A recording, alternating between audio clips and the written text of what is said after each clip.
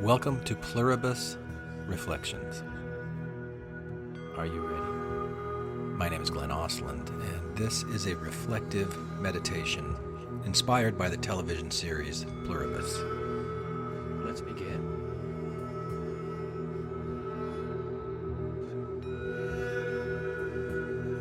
You may begin to notice how the sound of words as you sit here can sometimes be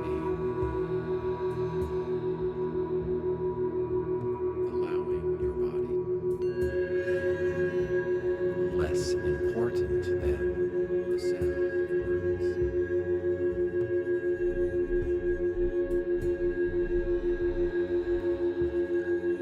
The spaces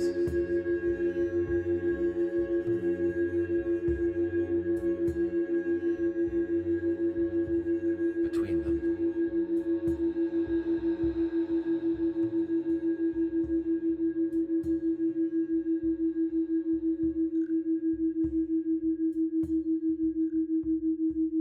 In the background, you'll hear binaural audio.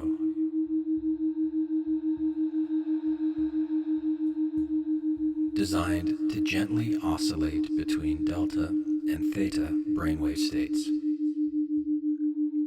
1, 2, 3. Moving through a Fibonacci-inspired sequence.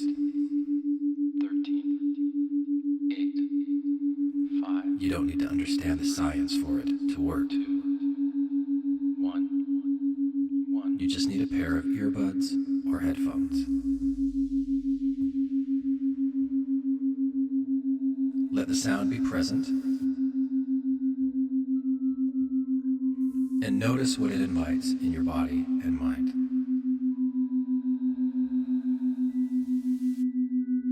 Later, I'll share more about who I am,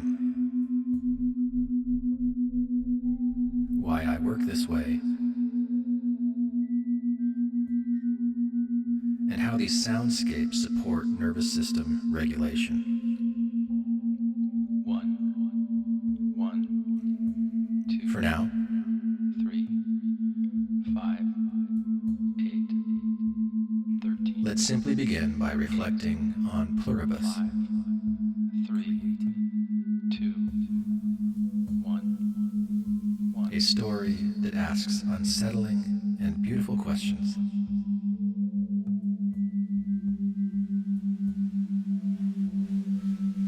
About human nature, cooperation. You don't need to focus. And what it might mean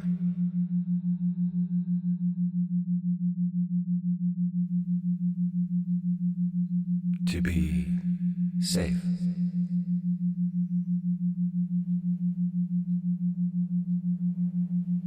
Or to feel safe. 1.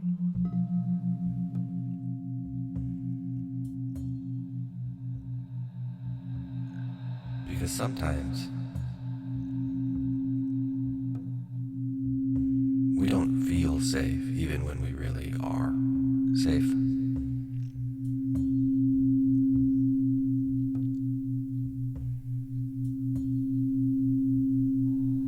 In episode 8 of Pluribus,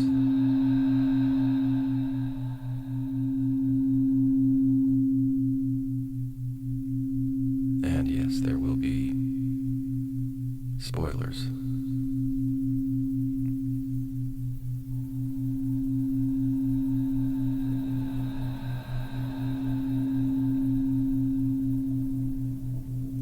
Carol welcomes back Zosha and the others. 1. And Ray Seahorn does such a fantastic job of portraying the awkwardness of a human being at war with different parts of themselves.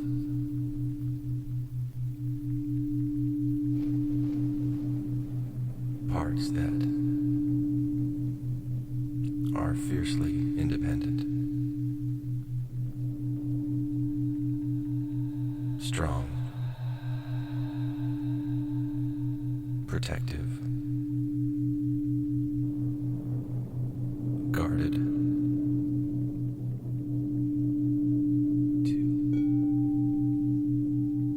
suspicious,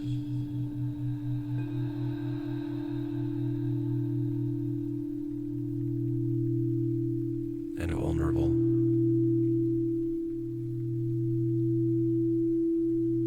Desiring to love and to be loved.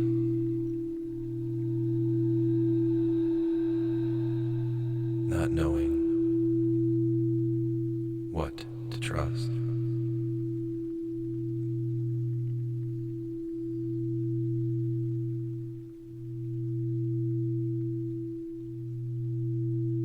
Carol welcomes Zosha back into her home.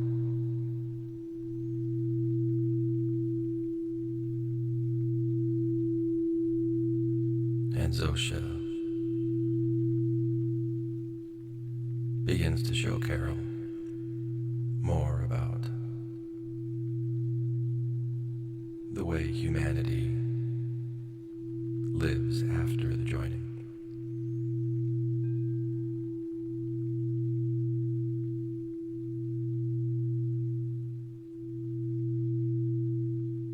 Zosha takes Carol to see where Zosha sleeps.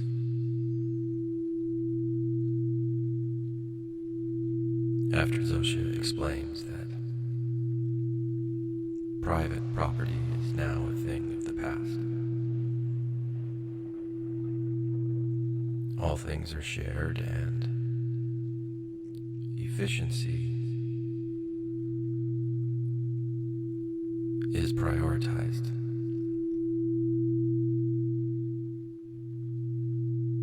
Humans now sleep together in stadiums, concert halls, churches. 3 large buildings that are more efficient to heat and cool than many private ones.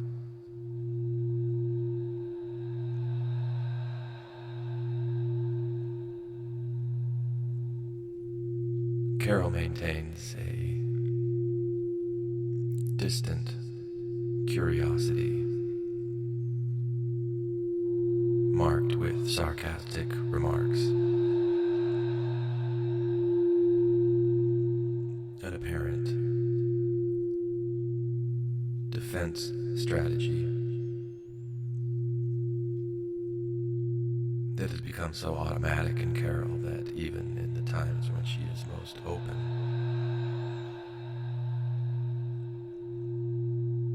she still defaults to incredulity.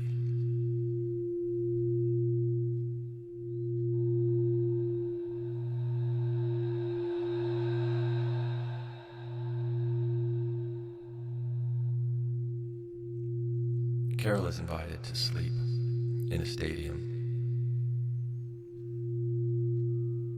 with many other humans.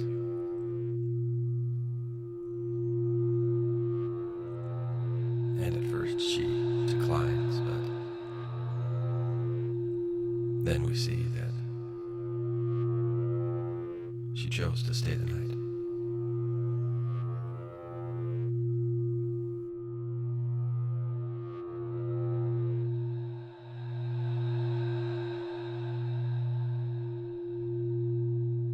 Still not completely sure if what she is doing is safe.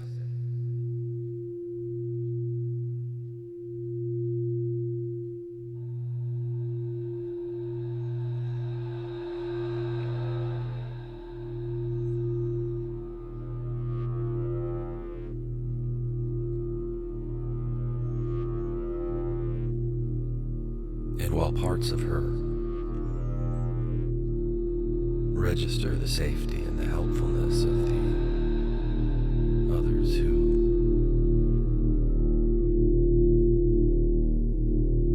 even when they physically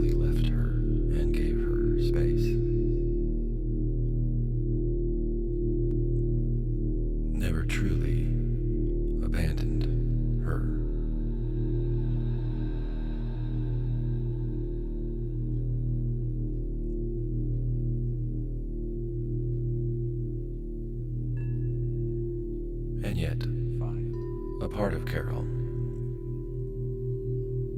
continues to wonder.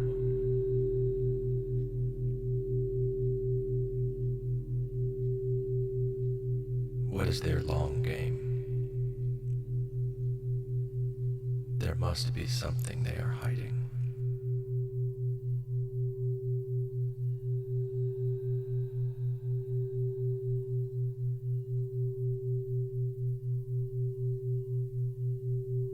And maybe you, as you watch the show, have similar thoughts and feelings.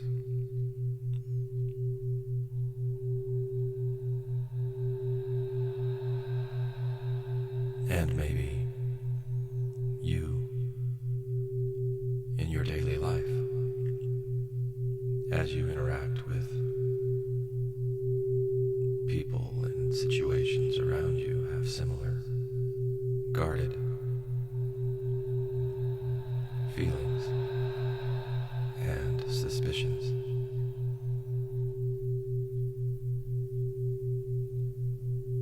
And maybe you too wonder, am I ever really safe?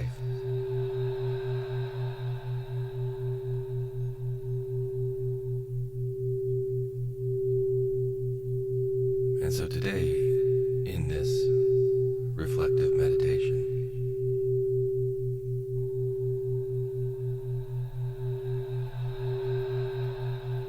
I invite you to find a comfortable spot, someplace that feels as safe as you possibly can find.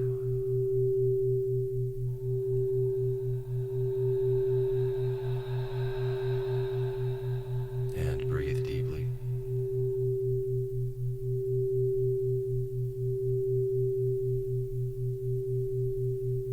And feel into your own body. Your heart that is beating.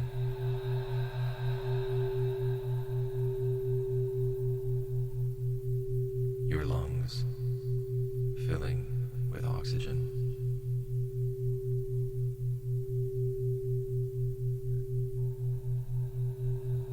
And maybe you could imagine what happens to that oxygen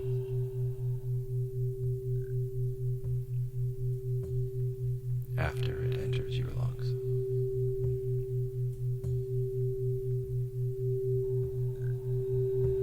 The way that your body somehow just knows.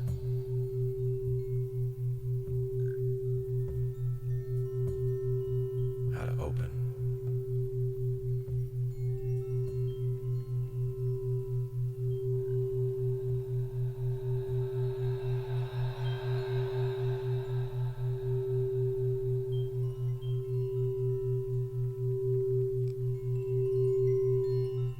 I lived in Japan for a total of 5.5 years of my life, and every spring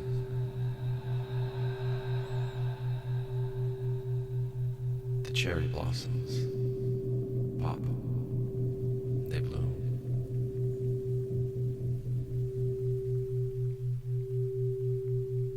One of the first years I was there, during this Sakura cherry blossom season,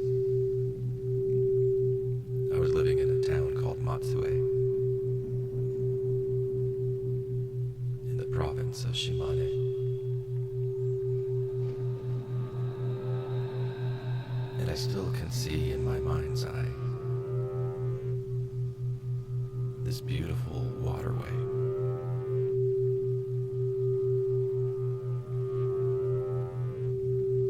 A canal with straight lines.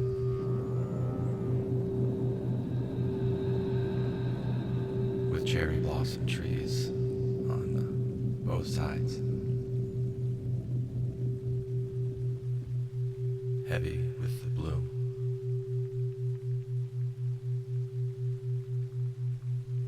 So many different colors and textures of pink, 8 different shades reflected in the water.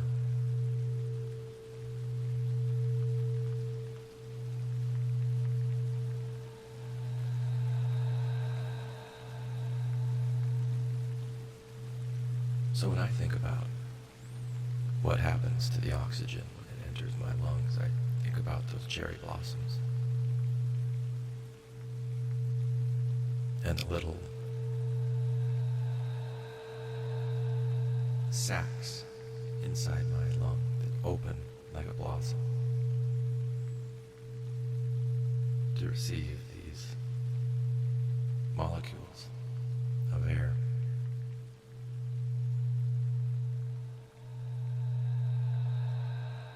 That then are taken and converted in my bloodstream,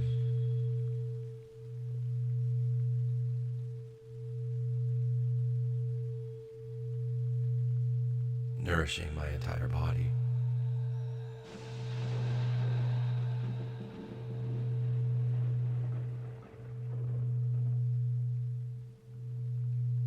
The air I breathe isn't always as clean as it could be.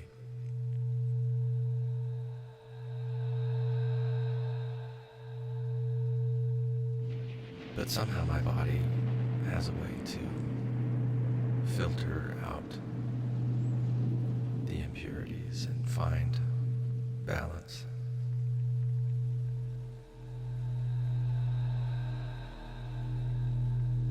At least enough for me to remain safe.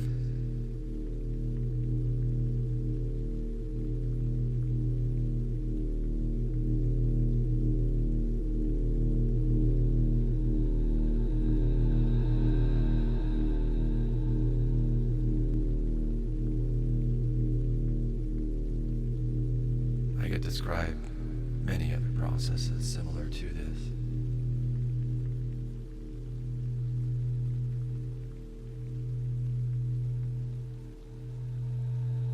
Maybe you can imagine some yourself.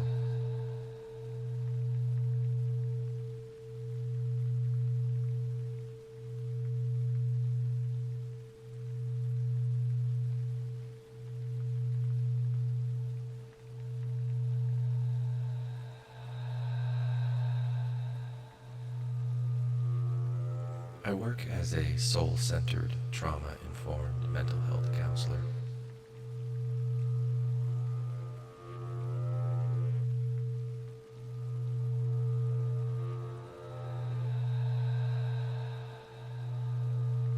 Helping my clients find safety is one of the things that I do.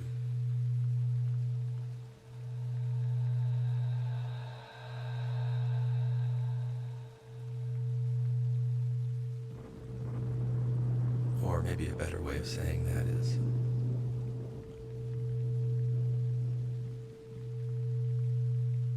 helping my clients learn to recognize safety.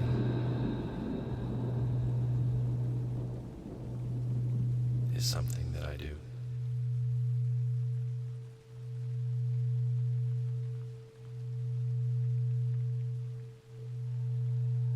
But the recognition itself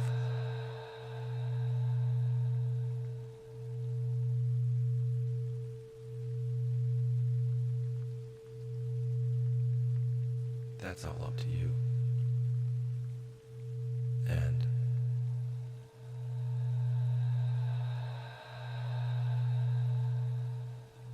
just like the way your heart is beating right now without any conscious thought of doing it.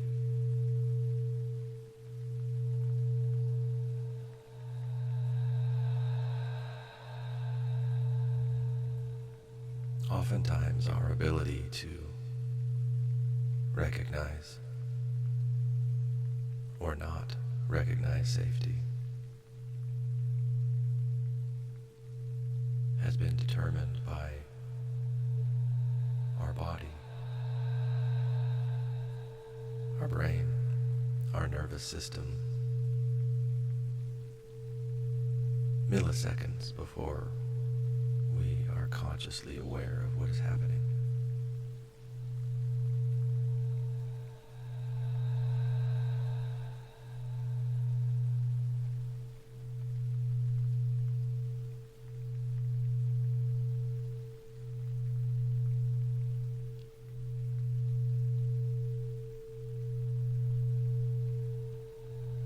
But as you sit here immersed in these sounds,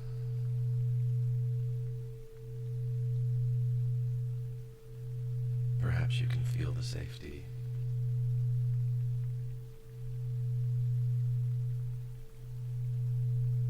that exists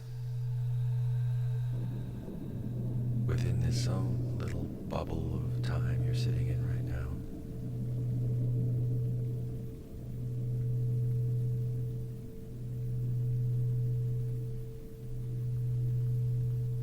And in your mind's eye, you might imagine an iceberg.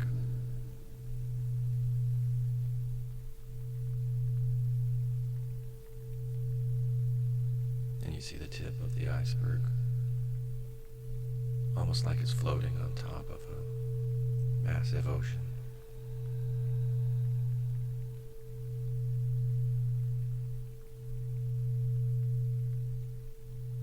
And somehow you know that beneath the surface of this ocean,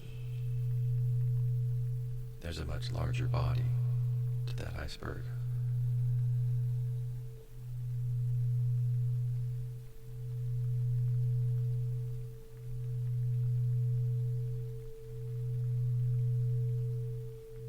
I frequently use this metaphor with clients.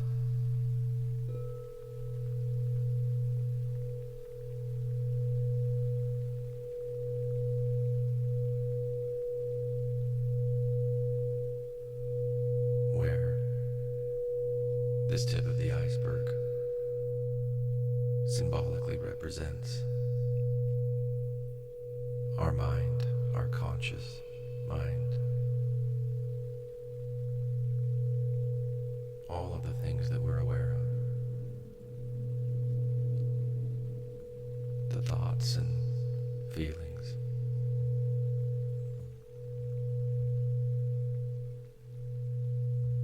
the sense of fear or the sense of safety.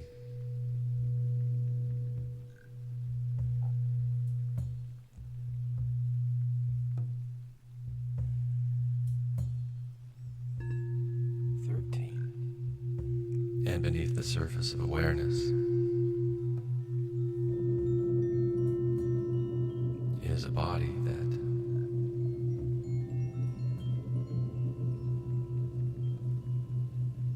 is doing far more things than the mind can truly comprehend.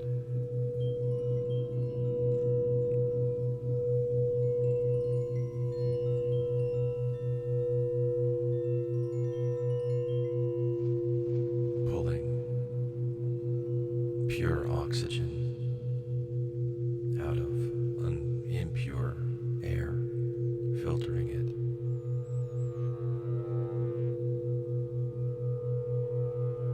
Sending what we need to where it is needed in a highly efficient distribution system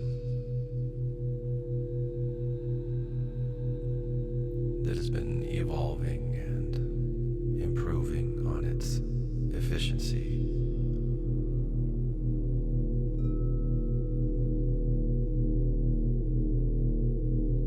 for billions of years.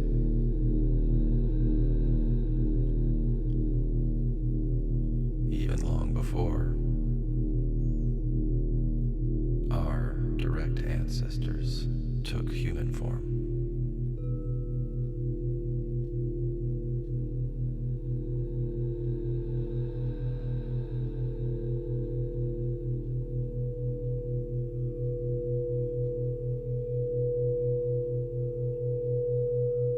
I like to think of the body as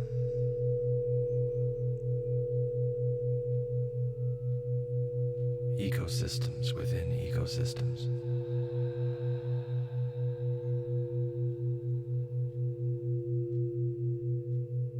I remember one time having the thought that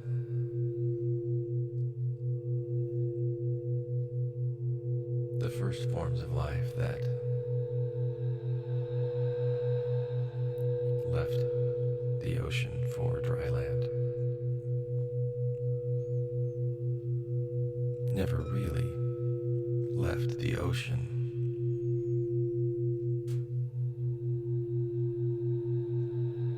They simply evolved ways to bring that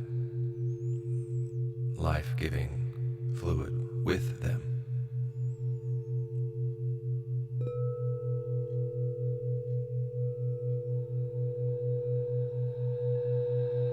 Humans are, after all, nearly 75% water.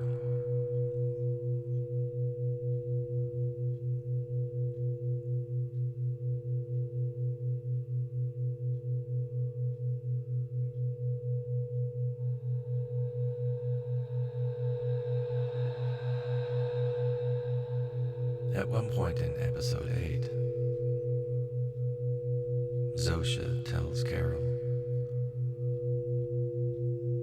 that this mysterious signal we were introduced to in episode 1 came directly from the star of another solar system,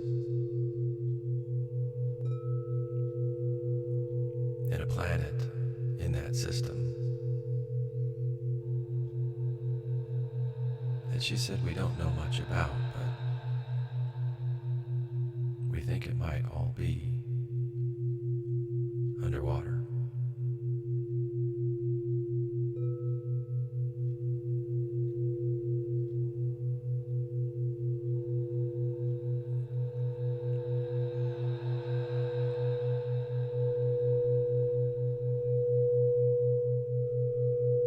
And certainly for a good portion of this history of this earth,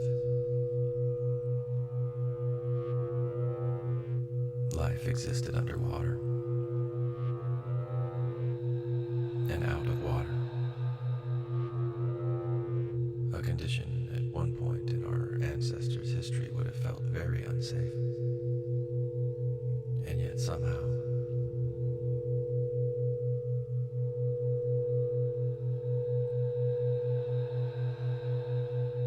our ancient ancestors evolved the ability to carry that water with them.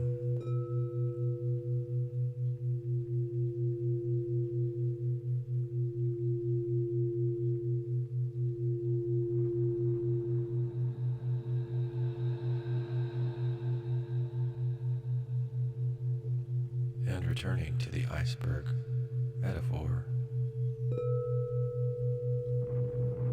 the mind has grown out of the body as another evolutionary feature.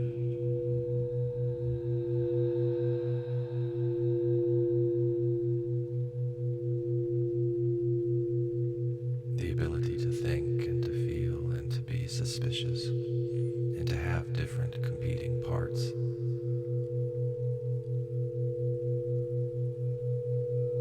Weighing options.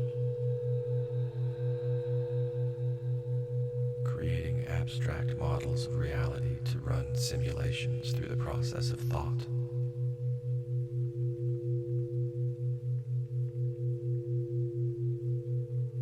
Using conscious memories combined with unconscious memory and life experience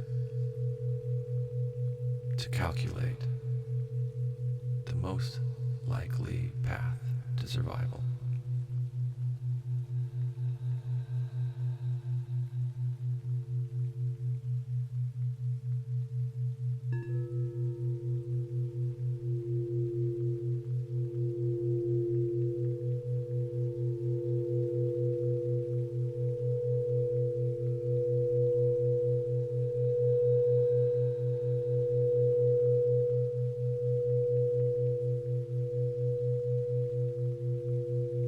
And in this iceberg metaphor,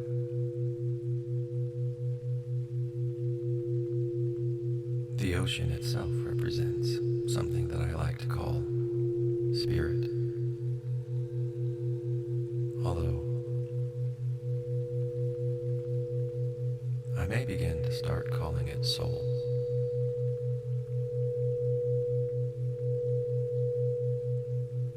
In the sense of soul being the essence of something.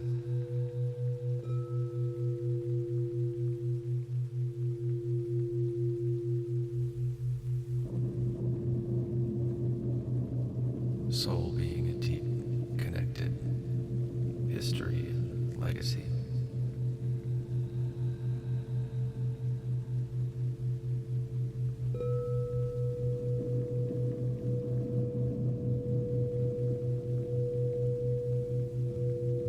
Soul can be many things to many people.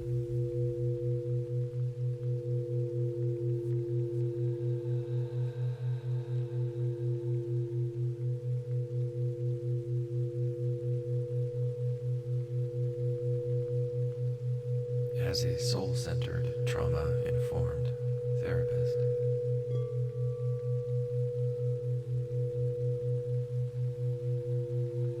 when a client sits across from me, I like to imagine their essence, the soul of their being. Who is this person? How have the many traumas in their life shaped them in the ways they expect to find safety or not safety?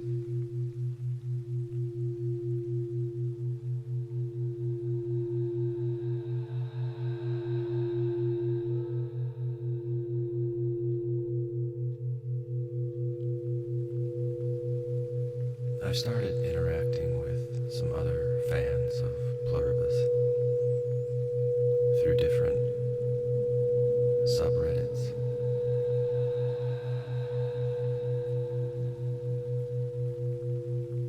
There's so many different ways that people are interpreting this show.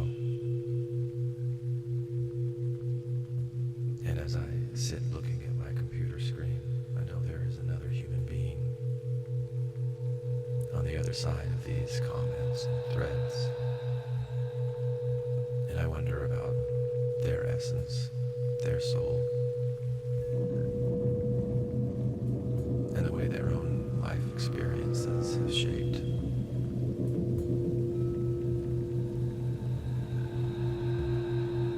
their experience of what they're watching.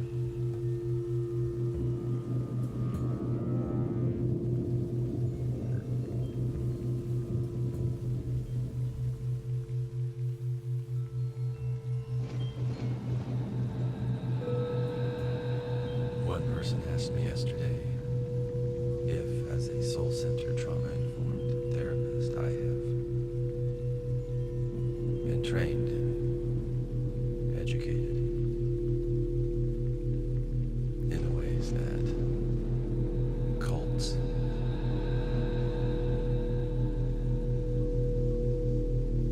traumatize members.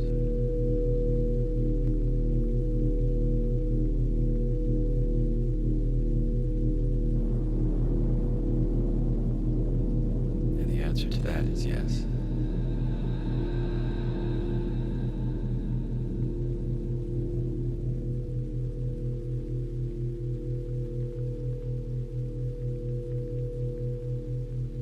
And depending on how strict or broad or narrow or general you wish to define cult,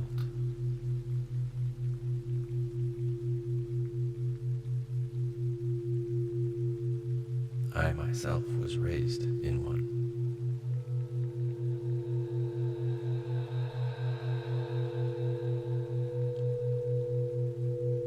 One that created a very strong sense of us versus them. The good, safe insiders versus the bad, unsafe outsiders.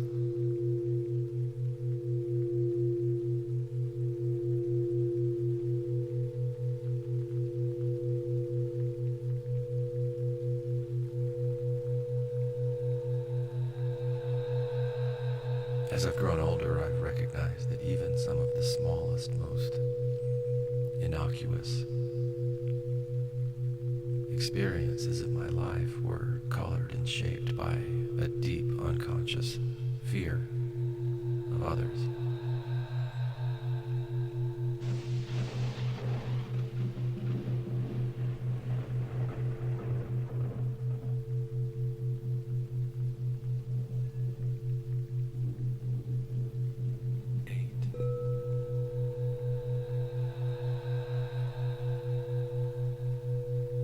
When I was in first grade, I had an innocent crush on my elementary school teacher. I was a little embarrassed, more than a little embarrassed about this. I would have never admitted it to anyone.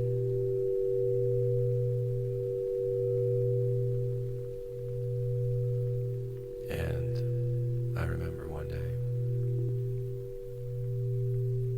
seeing that she was drinking a cup of coffee.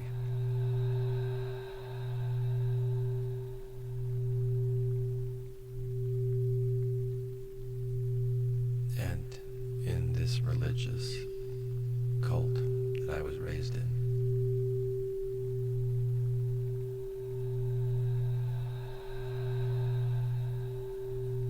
drinking coffee meant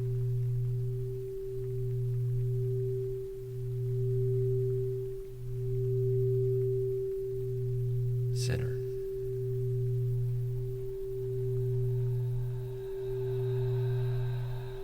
And to my young first grade mind,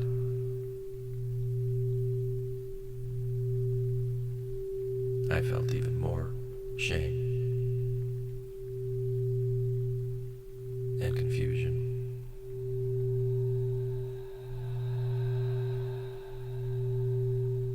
This little tip of the iceberg that I was at the time, being influenced by this body of unconscious fear, learned to move away from the perceived dangers and to guard itself from them.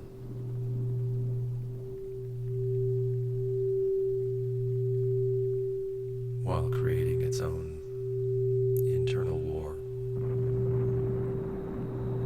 between the parts of me that wanted to love and be loved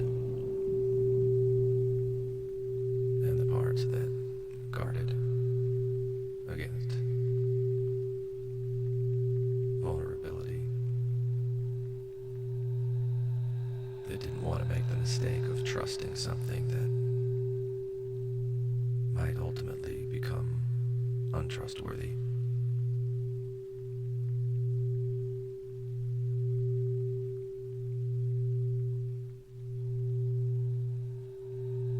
The idea of worthiness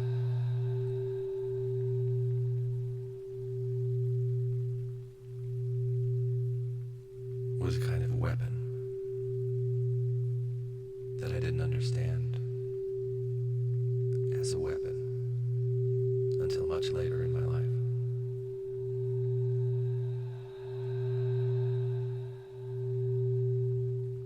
When I was a graduate student at Indiana University studying folklore and mythology, learning about the way that traditions influence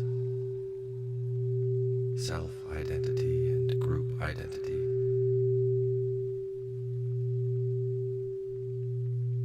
I heard a man pray in church that said, "Our Heavenly Father,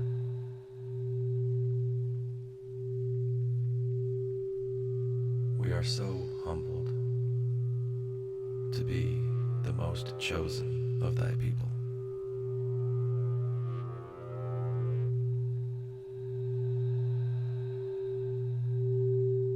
Something that in years previous would have gone in one ear of the tip of the iceberg and out the other, but this time, something deep below the surface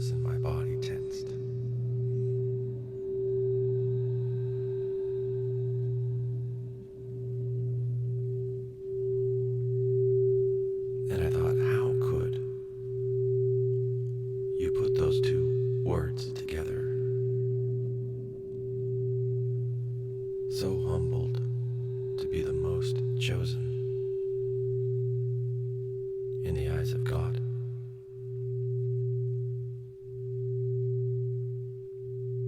Does calling it humble really make that humble?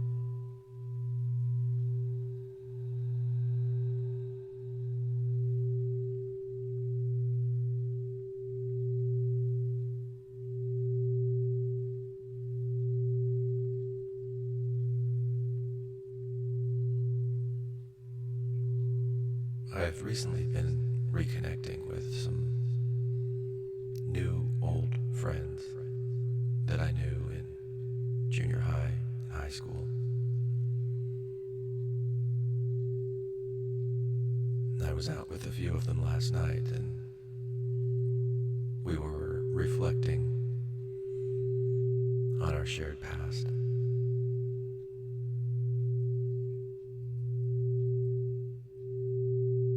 And one of them said, "I always felt like you were safe." And the other one said, "Oh no, you were not safe."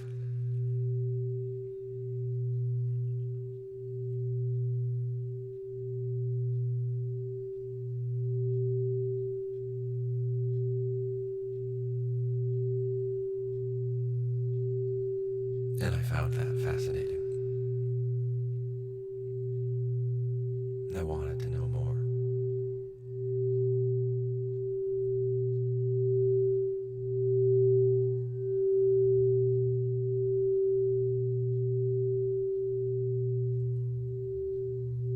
Because in some ways,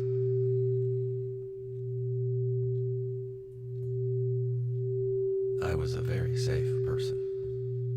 And in other ways, not so much.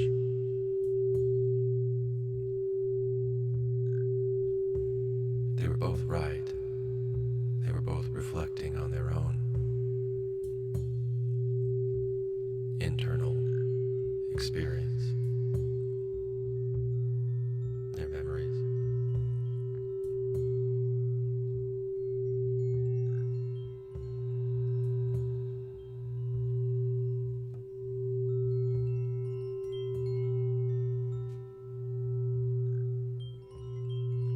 And it made me think about episode 8 of Pluribus.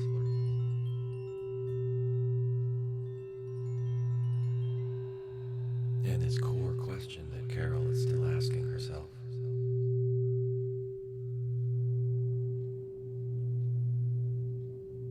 Are these people, these joined humans,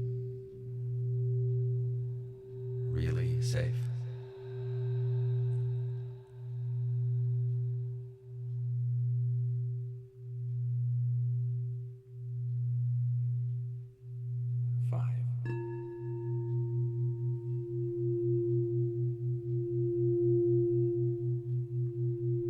These ancestors of ours that lived in the sea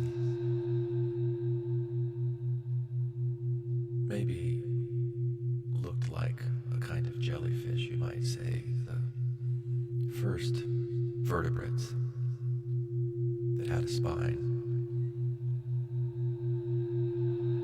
that eventually grew into what we now recognize as reptiles, fish, birds, mammals. Running along this spine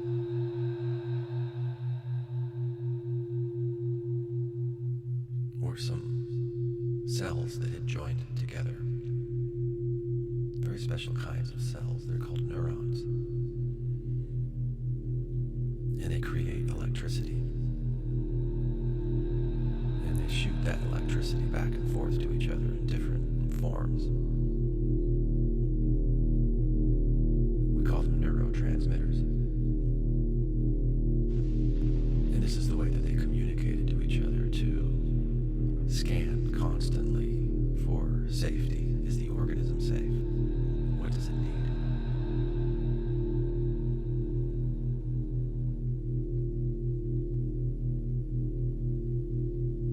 This joining of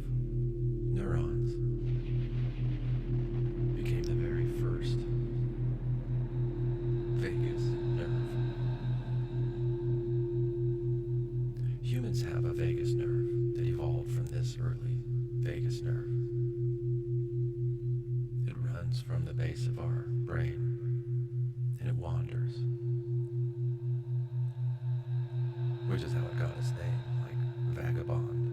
The vagus nerve wanders from the base of the brain to the heart and the lungs and the stomach, the intestines, the sexual organs. It's constantly scanning to see, is this body safe?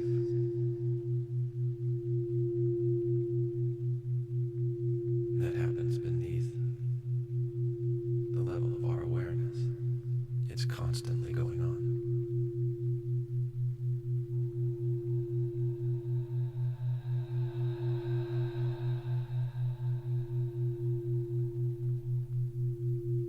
And with our earliest ancestors, the most successful strategy for keeping the organism alive when danger was detected was to freeze, to hold still, to hide, to conserve its energy for the sake of efficiency for the entire organism, to turn certain things down, to turn certain things up.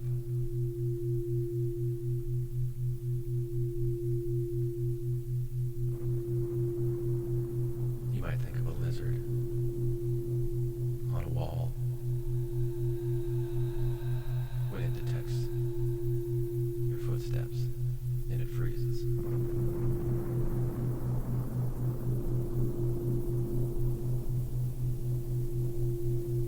That's its dorsal vagal system.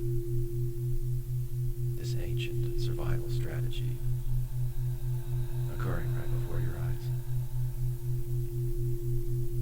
And you might think of times when you do this yourself.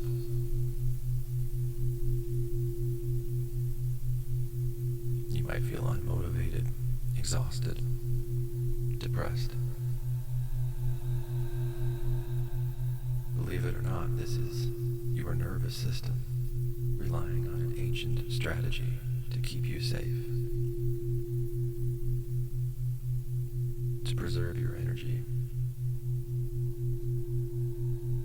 The tip of the iceberg doesn't always understand what the body is doing.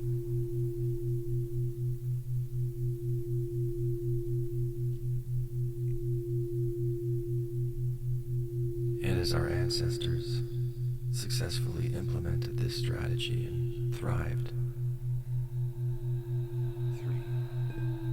new strategies emerged. According to polyvagal theory, this next strategy is called the sympathetic activation phase.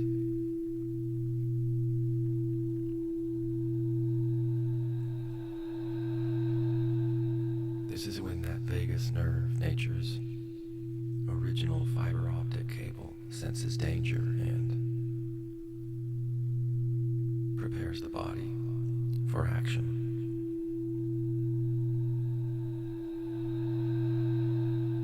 Fear, anxiety, anger.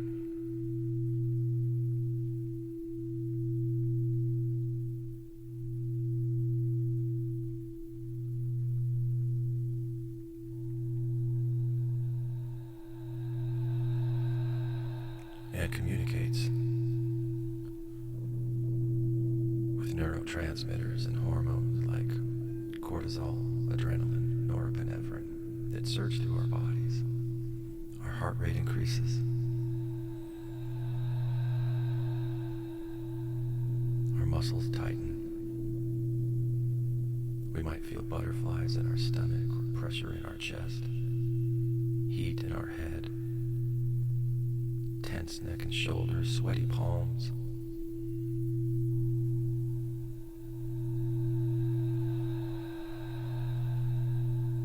This is our vagus nerve recognizing something's not right. We're going to need to take action in order to maintain safety.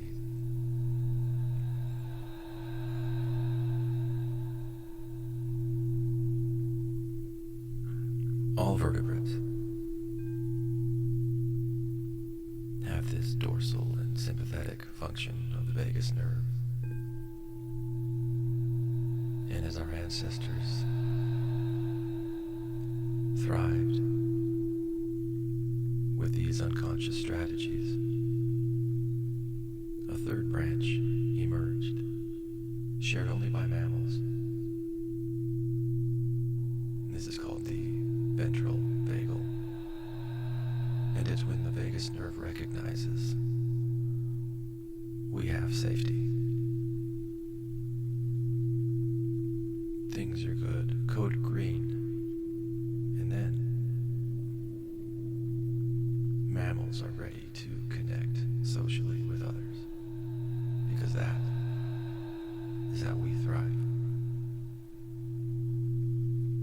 But only when we feel safe deep in our body, too.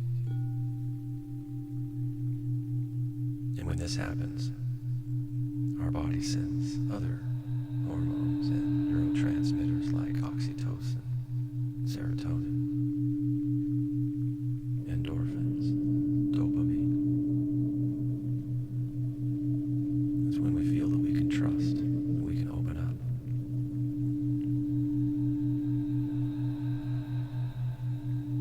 When I watched episode 8 of Pluribus, what I saw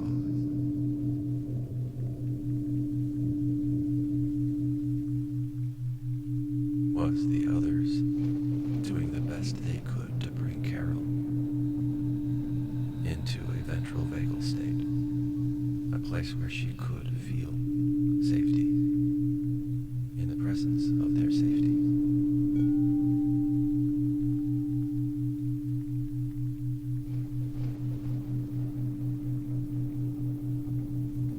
Carol has a lot of trauma in her past that send signals and keep her in a sympathetic state. And we started to see that sympathetic state soften as she's sitting in the diner, where she remembered writing her first chapters of her first book on lined yellow paper that she had stolen from work, with a big paper clip that would leave indents in her hands.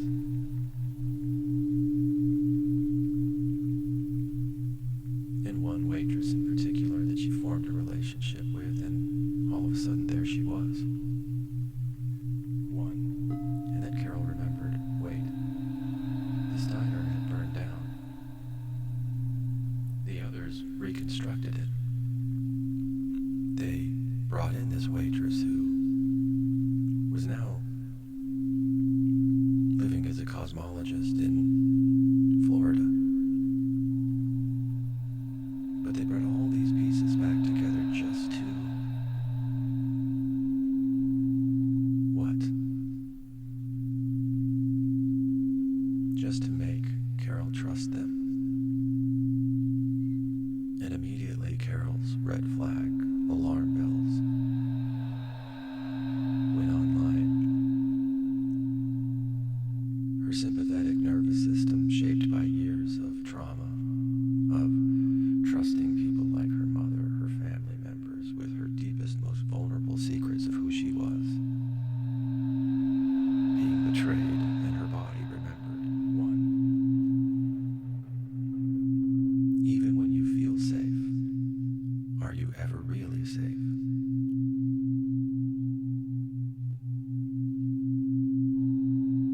And so the war inside of Carol continued. She stood and she left, unsure.